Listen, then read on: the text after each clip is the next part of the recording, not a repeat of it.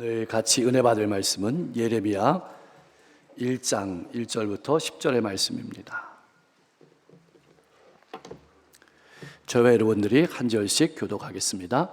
베냐민 땅 아나돗의 제사장들 중 hil기야의 아들 예레미야의 말이라.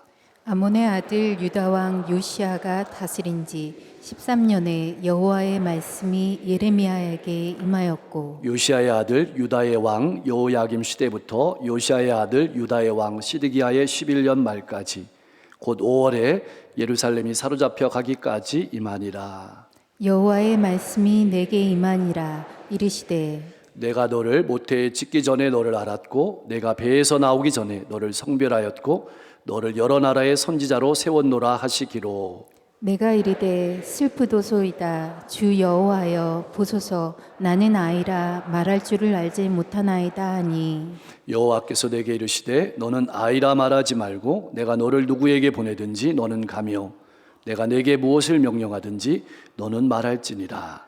너는 그들 때문에 두려워하지 말라. 내가 너와 함께하여 너를 구원하리라. 나 여호와의 말이니라 하시고, 여호와께서 그의 손을 내밀어 내 입에 대시며 여호와께서 내게 이르시되 보라 내가 내 말을 내 입에 두었노라. 보라, 내가 오늘 너를 여러 나라와 여러 왕국 위에 세워 내가 그것들을 뽑고 파괴하며 파멸하고 넘어뜨리며 건설하고 심게 하였느니라 하시니라. 아멘.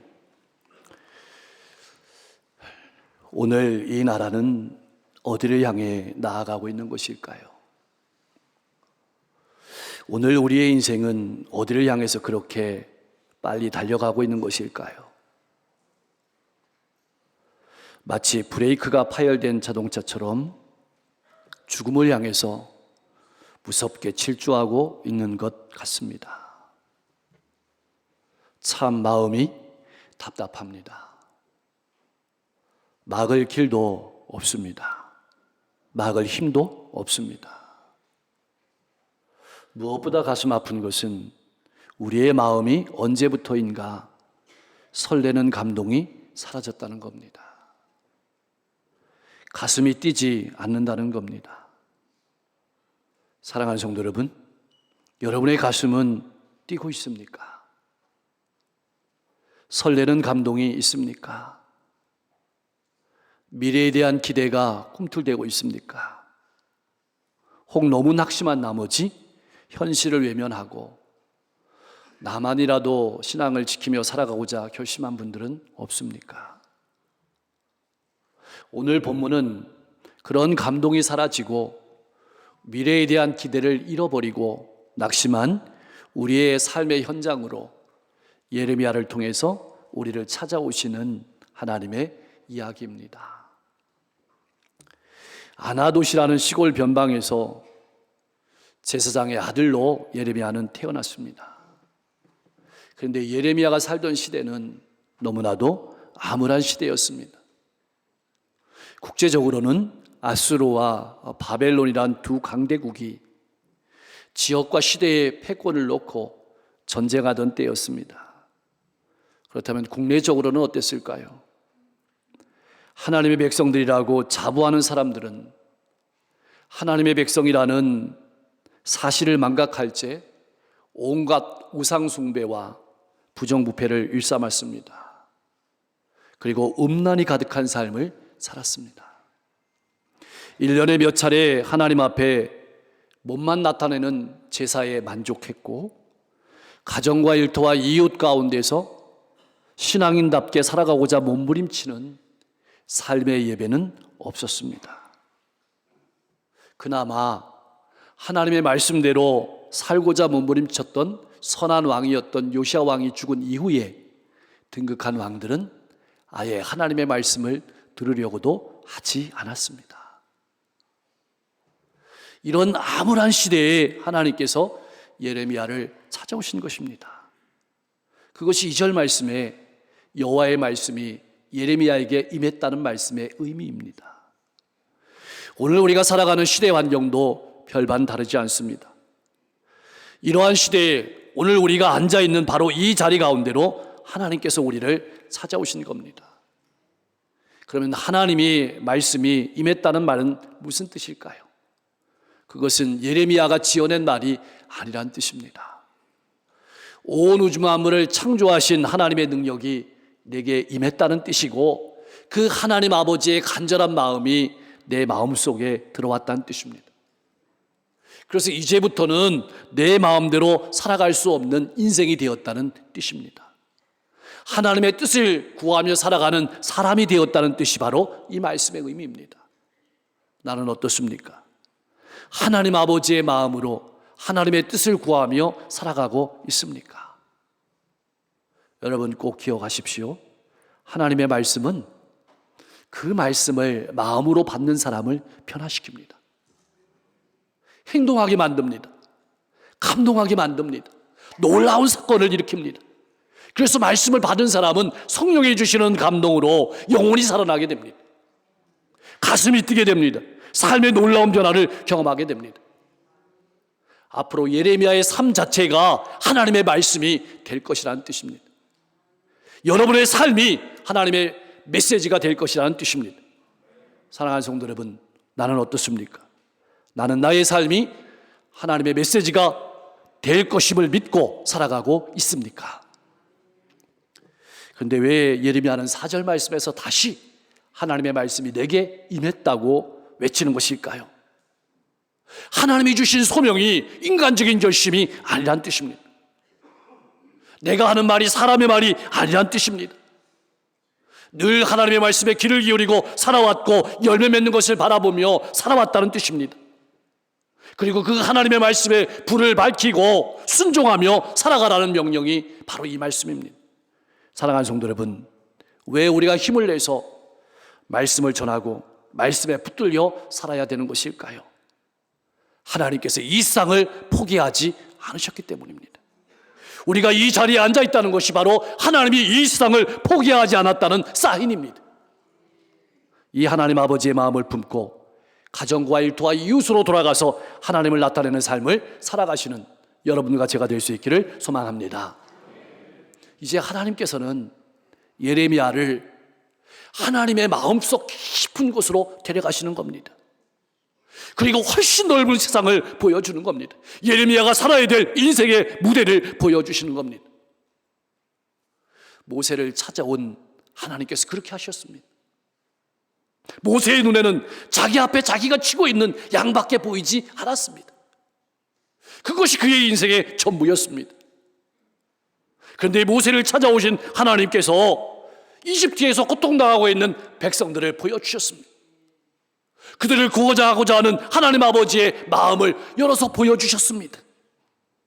이제 하나님께서는 예레미야에게 그렇게 하십니다. 예레미야가 어떤 존재인지, 앞으로 어떤 인생을 살아야 되는지를 보여주시는 겁니다. 그렇습니다. 하나님께서 우리 인생에 들어오시면, 찾아오시면 나를 바라보는 눈이 달라집니다.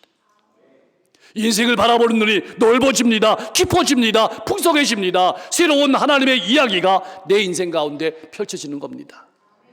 그래서 인생의 목적이 바뀌고 인생의 방향이 바뀌고 삶의 질서와 가치관이 바뀌게 되는 것입니다. 5절에서 하나님께서 말씀하십니다. 내가 모태에 너를 짓기 전에 너를 알았고. 이 말씀은 예레미야가 하나님을 선택한 것이 아니라 하나님이 예레미야를 선택했다는 뜻입니다. 배에서 나오기 전에 이 말은 하나님의 뜻과 섭리라는 것입니다. 인간적인 자랑이 있을 수 없다는 뜻입니다. 사랑하는 성도 여러분, 나는 무엇을 바라보고 살아가고 있습니까? 사람은 자질을 바라봅니다. 능력을 바라봅니다. 그래서 자기에게 능력이 조금 있으면 교만하게 되고 자기에게 능력이 없다고 생각하면 좌절하고 실망합니다. 낙심합니다. 나는 어떻습니까? 이 말씀은 신앙인은 하나님이 택하셨기에 낙심하지 말고 좌절하지 말라는 뜻입니다. 하나님께서 예레미야와 우리 모두에게 이렇게 말씀하시는 겁니다. 나는 너의 모든 것을 다 알고도 너를 선택했다. 너는 내 것이다. 이 말씀입니다. 사랑하는 성도 여러분, 온 우주 만물을 만드신 하나님께서 나를 택하시고 나를 아시고 나를 인정하신다면 무엇이 두렵겠습니까?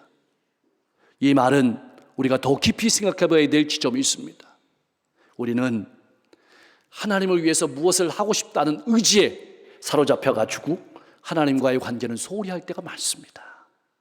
특별히 사역자로 부르심을 입은 사람들이 그럴 때가 많습니다. 종종 하나님의 일하고 일에 바빠가지고 예배를 등한시하는 경우가 있습니다. 하나님과의 관계를 등한시하는 실수를 범하기도 합니다. 나를 아신다는 말씀은 이러한 실수를 범하지 않도록 하나님을 나타내지 않고 일만 하는 경우가 없도록 조심하고 또 조심하라는 말씀입니다. 나는 어떻습니까? 교회 일이 바빠서 하나님을 잊어버린 적은 없습니까? 예배를 놓친 적은 없습니까? 나를 가장 잘 아시는 하나님께서 나에게 딱 맞는 자리에 두셨다는 말씀이 성별하셨다는 겁니다. 구별하셨다는 말씀의 의미입니다. 이것을 인정하는 것이 믿음입니다. 왜 우리가 기도해야 되는 것일까요? 하나님의 주권을 인정하기 때문입니다. 내가 서야 될 자리를 결정하시는 분은 하나님이심을 잊지 마십시오. 그 하나님께서 이렇게 예레미야에게 말씀하시는 겁니다. 내가 너를 여러 나라의 선지자로 세웠노라. 눈앞의 것만 바라보지 말라는 것입니다. 지역과 세계 열방을 바라보고 나가라는 뜻입니다. 그것이 우리와 우리 교회의 사명이기도 합니다. 여러분 눈앞만 바라보지 마십시오. 보이는 것만 바라보지 마십시오. 이민족과 세계 열방을 바라보십시오. 여기서 중요한 것은 앞으로 세울 것이라는 말씀이 아니고 이미 세웠다는 말씀입니다. 그러므로 흔들리지 마라. 그러므로 넘어지지 마라. 어떤 유혹이나 핍박에도 넘어가지 말라는 말씀입니다. 오직 하나님의 뜻을 구하고 살라는 그 말씀입니다. 그런데 이 말씀에는 더 깊은 의미가 들어있는 것입니다. 그 말씀에 예레미야를 보낸다는 겁니다. 그 사명에 예레미야를 보내고 그 사명에 우리를 보낸다는 말입니다. 다시 말하면 형편과 상황에 맞추어서 말씀을 대입하지 말고 그 말씀에 내 삶을 맞추라는 것입니다. 나는 어떻습니까? 말씀에 나를 맞추고 살아가고 있습니까? 아니면 내 생각과 판단에 말씀을 맞추고 살아가고 있습니까? 하나님의 말씀이 나를 결정하는 삶이 성도가 살아야 될 삶임을 항상 잊지 마십시오. 우리가 가장 경계해야 될 것은 내 재능만, 내 외모만 보는 겁니다. 그래서 사람을 의식하고 사람이 나를 어떻게 생각할 거를 의식하고 아무것도 하지 않는 겁니다. 이것이 무서운 죄입니다. 예레미야는 탄식하며 고백합니다. 슬픕니다. 나는 아이라 말할 줄 알지 못합니다. 예레미야는 속이 터들어갑니다. 이것을 쉬운 말로 하면 이런 말입니다. 아니, 변방 출신인 제가 무엇을 할 수 있겠습니까? 지금 나 하나도 감당하기 힘든데 무슨 열방의 선지자입니까? 아마 여러분 마음속에 이렇게 외치는 분이 있을 수 있습니다. 턱도 없는 말씀하지 마십시오. 거절하고 싶습니다. 맞는 말입니다. 생각해 보십시오. 예레미야에게 맡기신 말씀이 어떤 말씀입니까? 재앙과 죽음의 말씀입니다. 심판의 말씀입니다. 위로와 칭찬의 말만 해도 듣지 않는데 하물며 누가 이러한 말을 좋아하겠습니까? 누가 변방의 사람의 얘기를 들어주겠습니까? 저 안 가겠습니다. 저를 제발 빼주십시오. 이런 단식입니다. 6절 말씀을 깊이 생각해 보면 우리가 믿는 하나님은 연약한 자를 들어서 사용하시는 분입니다. 겸손한 사람을 사용하십니다. 부족한 사람을 들어서 하나님을 나타내십니다. 무슨 말을 하는 것일까요? 걱정하지 마라,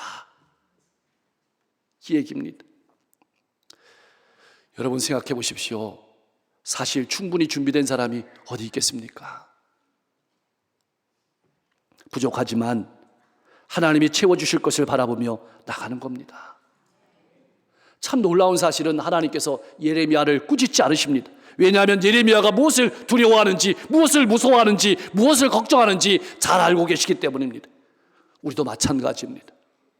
그래서 격려해 주시며 주시는 말씀이 7절과 8절의 말씀입니다. 너는 아이라 하지 말라는 말씀은 선지자는 말로 사람을 설득하는 사람이 아니란 뜻입니다. 말을 잘해야 하는 사람이 아니란 뜻입니다.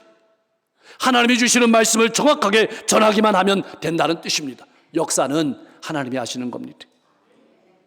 8절 말씀은 하나님의 말씀을 하나님의 백성들에게 전하는 일이, 여러분, 안 믿는 사람에게 전하는 일이 어렵다는 얘기가 아닙니다. 당시에 하나님의 백성들이라고 하는 사람들에게 전하는 일이 결코 쉽지 않을 것이라는 뜻입니다. 어려움과 핍박도 있겠지만 두려워하지 마라. 내가 너를 떠나지도 않고 너를 버리지도 않고 죽게 내버려 두지도 않을 것이다. 약속의 말씀이 이 말씀입니다. 너 자신의 외모를 바라보지 말고 나를 바라보고 가라고 말씀하시는 것입니다. 기억하십시오. 일은 내가 하는 것이 아니라 하나님이 하시는 것입니다. 여러분, 우리가 신앙생활하면서 기억해야 될 것이 있습니다. 예레미야나 우리나 마음대로 하지 못하는 것이 있습니다. 사람을 내 마음대로 못합니다. 내가 만나고 싶은 사람만 만나는 것이 아닙니다. 때로는 만나기 싫은 사람도 만나야 합니다. 말씀도 내 마음대로 선택할 수 없습니다. 주시는 말씀을 전하는 것입니다. 7절과 8절 말씀을 쉽게 풀어보면 예레미야가 하나님의 일을 감당하며 나갈 때 어느 날에는 사람 때문에 스트레스를 받고 어떤 때에는 전하는 말씀 때문에 괴로워서 잠을 못 자게 될 것이란 말씀입니다. 그것이 신앙생활이라고 말하는 겁니다. 시편 23편 4절 말씀에 사망의 음침한 골짜기가 우리 인생 가운데 있다고 증언합니다. 다윗이 그렇게 고백했습니다. 그러나 그 가운데 하나님이 함께 하신다고 말씀하십니다. 우리 예수님께서도 십자가의 고통을 두려워하셨습니다. 그러나 예수님은 하나님의 뜻을 행하지 못하는 것을 더 두려워하셨습니다. 이 잔이 내게서 떠나가게 하옵소서. 그러나 내 원대로 마옵시고 아버지의 원대로 하옵소서. 우리가 정말 두려워하고 마음에 새겨야 될 것은 하나님의 말씀입니다. 이제 하나님께서는 예레미야를 하나님의 예언자로 임명하시는 겁니다. 먼저 손을 내미셔서 예레미야의 입에 대십니다. 이제 예레미야의 입은, 예레미야의 말은 그의 말이 아니라 하나님의 말씀이란 뜻입니다. 이제부터는 사람의 말을 하는 사람이 아니라 하나님의 말씀을 전하는 인생이 되라고 하시는 것입니다. 사실 40년 동안 예레미야의 설교를 들었던 사람들은 예레미야의 말이 하나님의 말씀이 아니라고 반대했습니다. 그들은 그들에게 위로가 되는 다른 거짓 선자의 말을 더 좋아했습니다. 오늘날은 어떻습니까? 듣는 사람도 그렇지만 말씀을 전하는 사람도 사람들이 듣기 좋아하는 소리를 말하는 것을 좋아할 때가 많습니다. 이것이 시대의 아픔입니다. 내가 듣고 싶은 소리만 듣고 또 전하는 사람들은 사람이 좋아하는 소리만 말하며 사는 성도와 사역자들을 바라보시고 우시는 아버지의 마음이 오늘 본문의 말씀의 내용입니다. 이 하나님 아버지의 울음이, 이 하나님 아버지의 마음이 네 가슴에 있어야만, 활활 타올라야만 가족과 민족과 시대 가운데 소망이 생기는 겁니다. 이런 아버지의 마음을 품고 일어서십시오. 역사는 내가 이루는 것이 아닙니다. 하나님께서 하십니다. 10절 말씀은 결론입니다. 세계 열방에 대한 하나님의 심판 계획과 구원 계획을 선포하도록 예레미야를 선지자로 세웠다는 말씀입니다. 내가 그것들을 뽑고 파괴하며 파멸하고 넘어뜨리며 건설하고 심게 하였느니라. 이것이 예레미야의 사명입니다. 앞에 네 단어는 심판을 선언하는 것입니다. 뒤에 두 단어는 회복에 대한 말씀입니다. 이 말씀을 종합하면 무슨 말씀일까요? 죄로 물든 옛생활이 무너져야만 거룩한 새 삶이 세워진다는 것입니다. 내게서 무너져야 될 것은 무엇입니까? 여러분 기억하십시오. 먼저 무너져야 세울 수 있습니다. 먼저 회개하고 하나님께 돌이켜야만 예수 그리스도 안에서 새로운 구원의 은총을 베풀어 주신다는 말씀입니다. 사랑하는 성도 여러분, 하나님께서는 하나님의 말씀이 들려오지 않고 인간의 소리만 가득한 세상 속에서 묵묵히 하나님의 말씀을 살아낼 그리스도인들을 찾고 계십니다.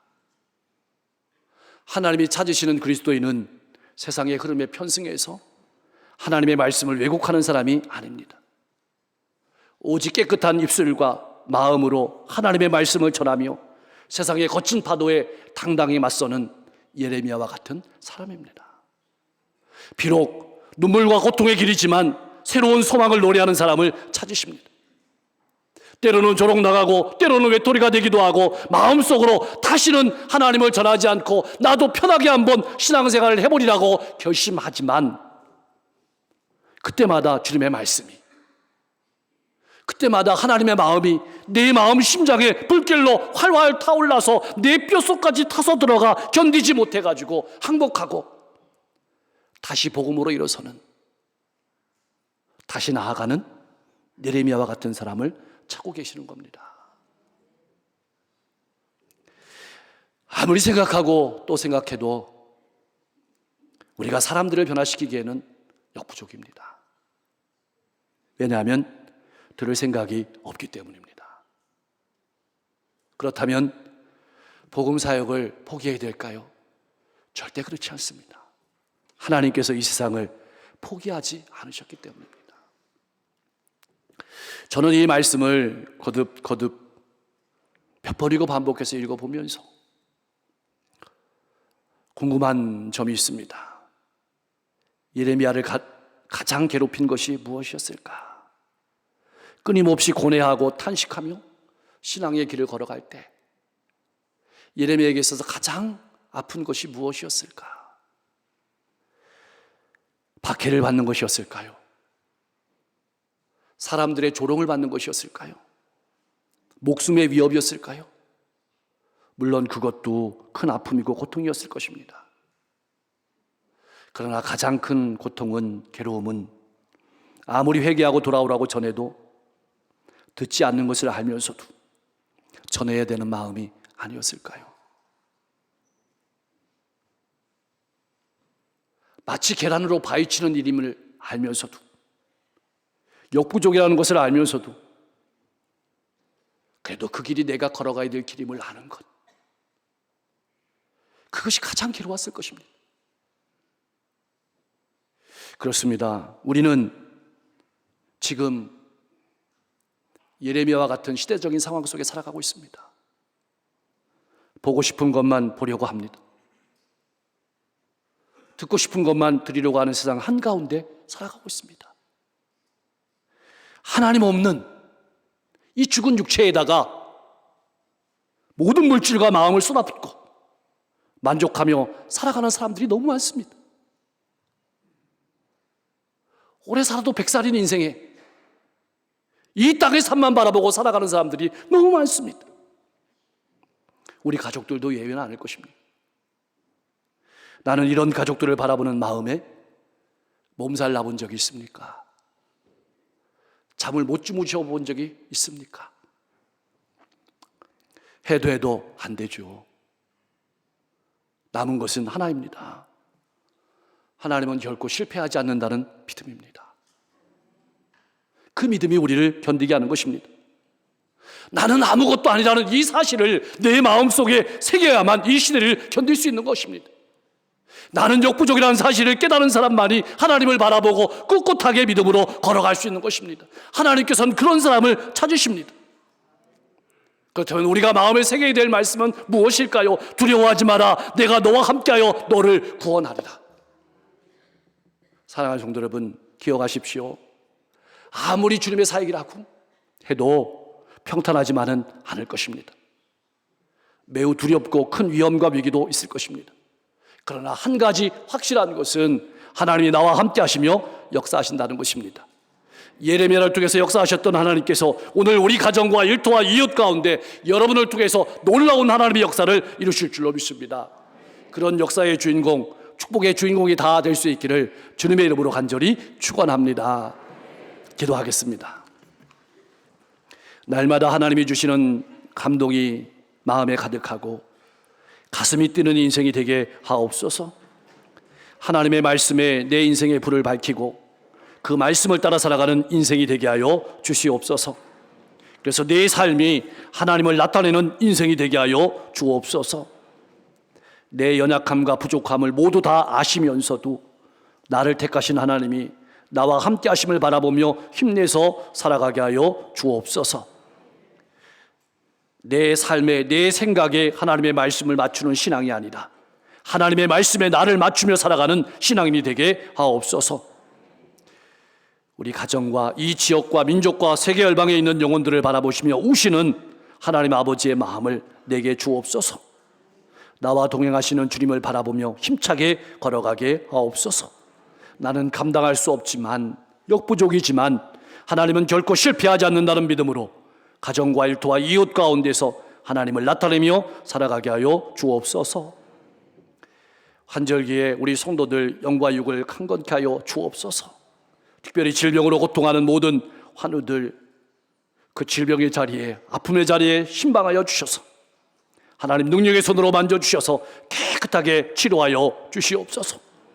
마음의 고통을 가지고 살아가고 있는 성도들, 관계의 어려움을 가지고 살아가고 있는 성도들, 인생의 질고를 가지고 살아가고 있는 성도들, 하나님 아시겠사오니 마음에는 평안을 주시고 관계를 열어주시고 인생의 문제를 활짝 열어주시옵소서.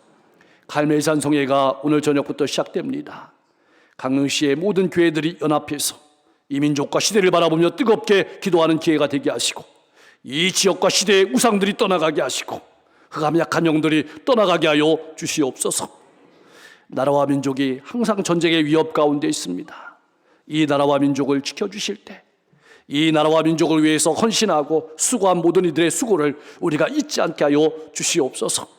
이 민족의 의속히 복음으로 통일되게 하시고, 저 북한 땅 지하에서 눈물로 간절히 기도하는 성도들의 기도에 응답해 주시옵소서. 세계의 전쟁이 그쳐지고 평화가 정착되게 하시고 기근과 재해와 어려움 가운데서 회복시켜 주옵소서. 탄자니아의 세렝게티 미션 센터 봉헌 예배가 있습니다. 단기 선교가 요청되어 있습니다. 하나님, 기도로 오늘까지 준비해 왔는데 풍성한 열매가 맺혀지게 하시고 탄자니아와 아프리카의 수많은 영혼들이 주님께 돌아올 수 있도록 역사해 주옵소서.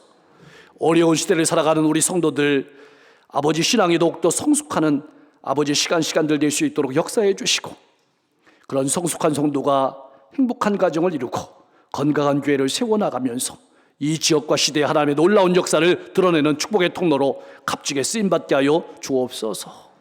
오늘도 하나님 아버지의 애끓는 마음을 가지고 한 영혼 한 영혼에게 다가가는 선교사님들의 발걸음을 힘있게 하시고 저들이 가는 곳마다 풍성한 열매가 맺어지게 하여 주시옵소서. 성도들의 직장과 사업장을 지켜주시고 이 어려운 시대 가운데 든든히 서서 잘 섬길 수 있도록 역사해 주옵소서. 예수님의 이름으로 간절히 기도하옵나이다.